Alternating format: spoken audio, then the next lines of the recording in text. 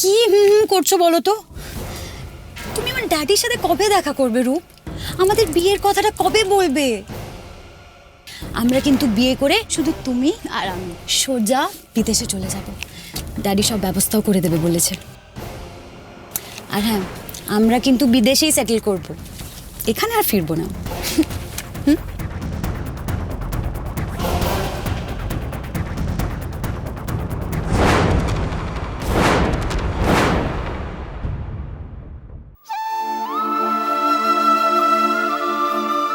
তখন আমার কতই বা বয়স হবে, সবে গ্র্যাজুয়েশন শেষ করেছি।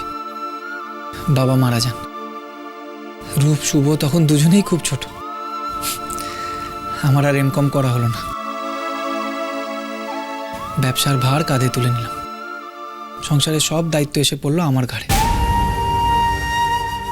মা আমাকে বলল যে আজ থেকে তুই সংসারের মাথা, সব দায়িত্ব তোকেই সামলাতে হবে।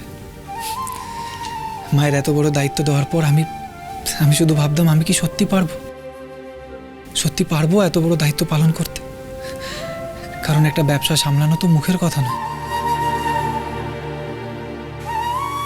আমি মাকে বললাম, মা তুমি আমার মাথায় হাত রাখো, তুমি আমাকে জোর দাও মা, আমি নিশ্চয়ই পারবো। সত্যি বলতে কি ভাগ্য জানিস, আজ মা যদি আমার পেছনে না থাকতো তাহলে হয়তো আমি আমার দুই ভাইকে নিয়ে অথই জলে পড়ে যেতাম। মা সত্যি আমাদের সংসারের লক্ষ্মী রে।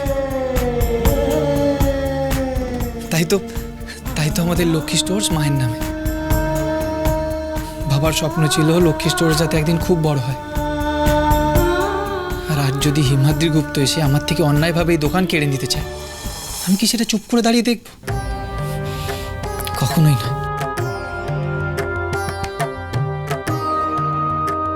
আমি আমার শেষ রক্তবিন্দু দিয়ে এই লড়াইটা লড়বো ভাগ্যশ্রী। আমার জীবনের এখন একটাই লক্ষ্য, আমাদের দোকানটা ছাড়ানো। এটা ছাড়া আমি কিছু ভাবতেই পারছি না। আমি তোমার পাশে আছি তো। শুধু আমার পাশে থাকলেই হবে না, আমার মা, আমার দুই ভাই, তাদেরকেও সামলাতে হবে।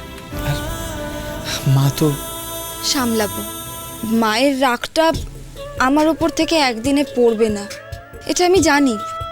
আর এটাও জানি যে মা একদিন না একদিন আমাকে ঠিক কাছে টেনে নেবে। তুমি দেখো বদিদা। বিয়ের পর বউ বলছে বধিদা, আর বর বলছে তুই তুই করে কথা বউয়ের সাথে।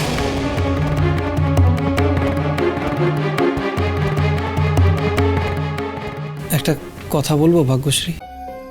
হ্যাঁ বলো। মা না, এই আসলে আমাদের এই ডাকটা, তুই যে আমাকে বধিদা বলিস, আমি তোকে তুই বলি, এটা ঠিক অ্যাকসেপ্ট করতে পারছে না। আমি বুঝতে পেরেছি। আসলে আমি তো তোমাকে সবসময় বধিতাই বলেছি বলো। আমি বুঝতে পারছি যে এর জন্য মার আরো বেশি করে রাগ হচ্ছে। কি করা যায় বলো তো? তুই বড় না, মানে তুমি এক কাজ করি, আমরা চেষ্টা করি আমাদের ডাকটাকে যাতে আরো পাল্টানো যায়। তবে একদিনে এটা পাল্টানো সম্ভব নয়। অ্যাটলিস্ট আমি তো তোমাকে নাম ধরে ডাকতে পারবো না। ওই হ্যাগো ওটা আবার আসবে না। নামটা তো আমরা উচ্চ করে কথা বলতেই পারি, তাই না? আর শোনো, তুমি আর আমাকে এখন থেকে ওই তুই তুই করে কথা বলো না, বুঝেছো? তাতে অ্যাটলিস্ট কিছুটা হলো তো প্রবলেম সলভ হবে, তাই না? হ্যাঁ ঠিকই বলেছিস, মানে বলেছো।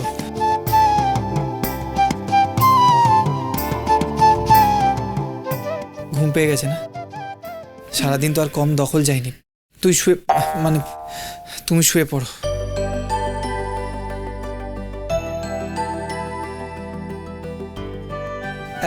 একটা কাজ করি, তুই না, মানে তুমি এখানে শুয়ে পড়ো, আমি বাইরে দেখছি।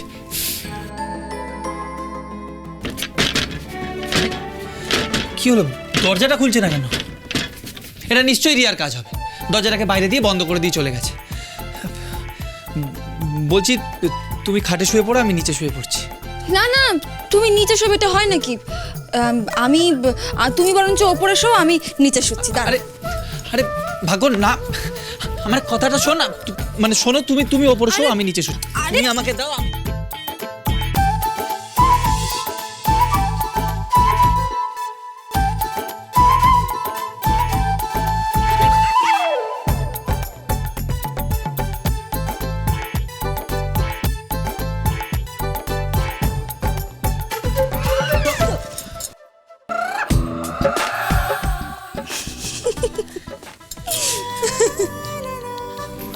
আচ্ছা ঠিক আছে, আজ রাতটা তাহলে গল্প করেই কাটিয়ে দিই।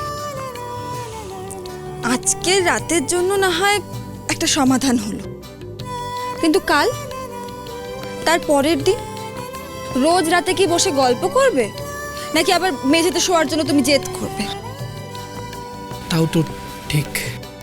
দেখো, আমাদের আমাদের বিয়েটা তো হয়েই গেছে, আর সেটা তো অস্বীকার করার কোনো জায়গা নেই। আমি তো অস্বীকার করছি না। তাহলে চুপচাপ গিয়ে বিছানায় শুয়ে পড়ো। দাও। শোনো বদিদা, তুমি না ওই দিকটাতে শুয়ে পড়ো, আর আমি এই দিকটাতে শুয়ে পড়ছি, তাহলে তো সমস্যার সমাধান হয়ে যাবে, তাই না?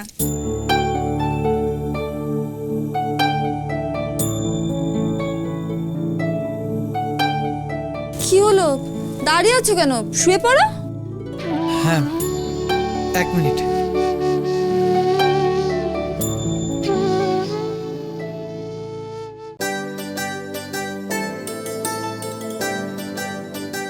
আমরা স্বামী স্ত্রী হলেও আমাদের সম্পর্কের মধ্যে একটা দূরত্ব আছে, সেটা তো অস্বীকার করা যাবে না। তাই এটা আমাদের মাঝখানে থাকবে।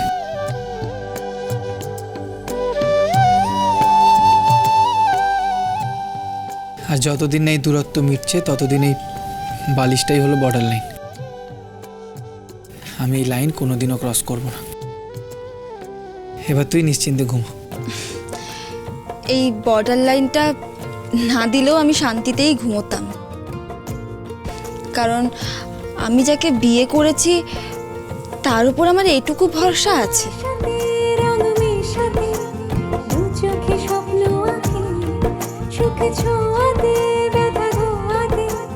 ভালোবেসে কাছে থাকি কিছু আশাতে, রং মেশাতে দু চোখে স্বপ্ন আঁকে, সুখে ছোঁয়াতে ব্যথা ধোয়াতে ভালোবেসে কাছে থাকি।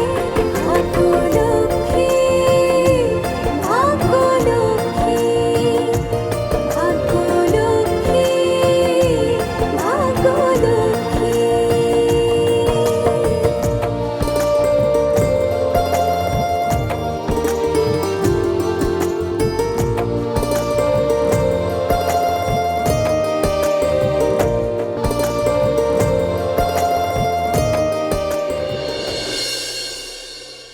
কি হলো আবার? কিছু না, ঘুম আসছে না।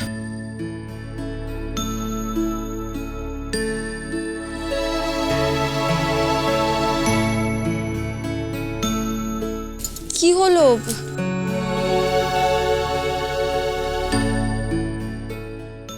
লুডো খেলবি? হ্যাঁ, আমার কিন্তু লাল গুটি চাই, লালটা আমার ফেভারিট কালার।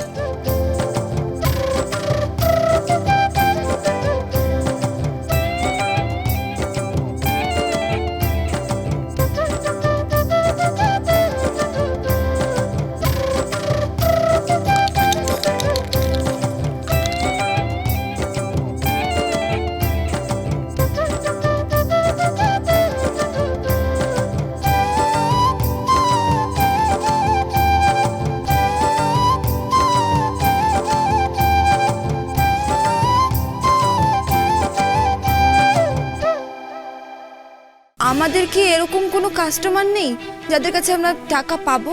হ্যাঁ, এরকম তো অনেকে আছে যাদের কাছ থেকে আমরা টাকা পাই। রজত রায়ের 30 লাখ টাকা বাকি। বলছি দাদা, আমাদের টাকাটা? আরে বলেছি তো, আমি এখন টাকা দিতে পারবো না।